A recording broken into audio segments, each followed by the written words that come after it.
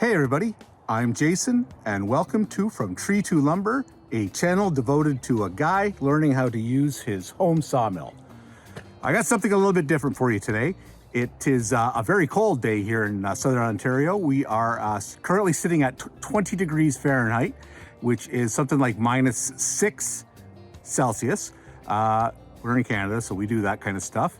I've never used a sawmill this cold, so I have a couple of very small logs that I would like to experiment with. I don't really know what they are, but I've got an idea, and I'm hoping you guys can help me confirm it, okay? So let's get to it.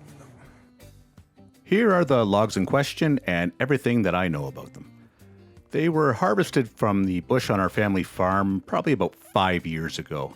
They look pretty much exactly the same as they do now, which, to be kind, is pretty awful. You know, rotten and useless is what I first thought. The only reason they're here is because I was amazed at how well preserved they were when I cut them with a chainsaw. I had to kind of pass the tractor through and it was in the way. To be fair, the log had fallen in a way that kept it a couple of feet off the ground, but as you can see, that just didn't happen yesterday. I'm willing to bet this thing's been dead for at least 10 years. I cut up the remainder of the tree for firewood, but even after considerable drying, it never really burnt very well. It did have some really nice color though, which really is why I'm loading it onto the sawmill. I'm really hoping that maybe one of you out there will be able to help me identify it. These things have been laying around in my firewood pile for a couple of years, and they've been sitting on these asphalt chunks for a couple of weeks. So I'm going to put an old blade on just because I don't want to toast the one that's in there. It's a fairly new one. And the other thing that I remember about this wood is it's not particularly hard. It's not like it's oak or ash or anything like that. It's quite a bit softer. Because of the freezing temperatures, I've switched over from water to a windshield wiper antifreeze for the winter. I was able to pick up a case of the stuff fairly cheaply early in the season. It's a little bit on the pink side, but it doesn't seem to stain the wood, and it certainly doesn't freeze. It's good to -40, I believe. Seems to work just fine, and even at these temperatures, it's flowing beautifully.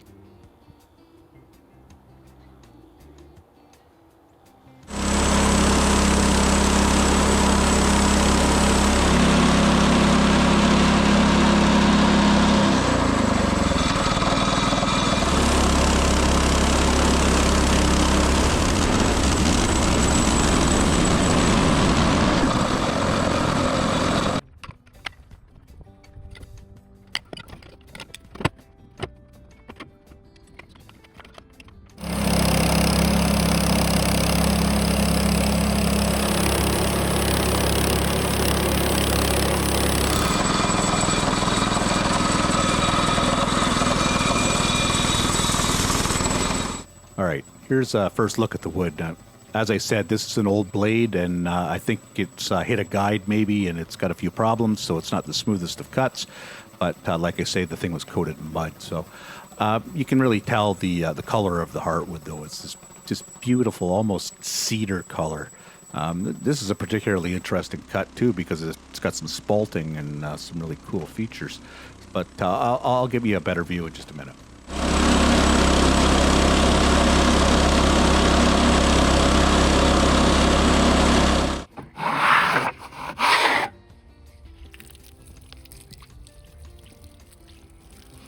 Isn't that beautiful?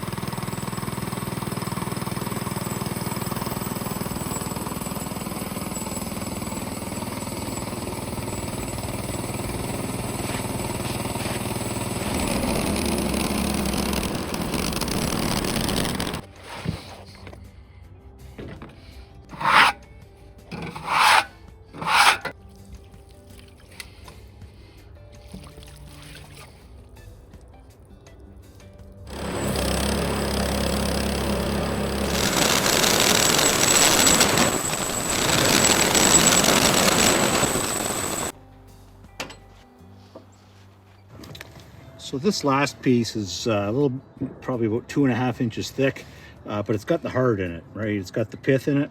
So what I'm gonna do, I've got a bunch of these laying around.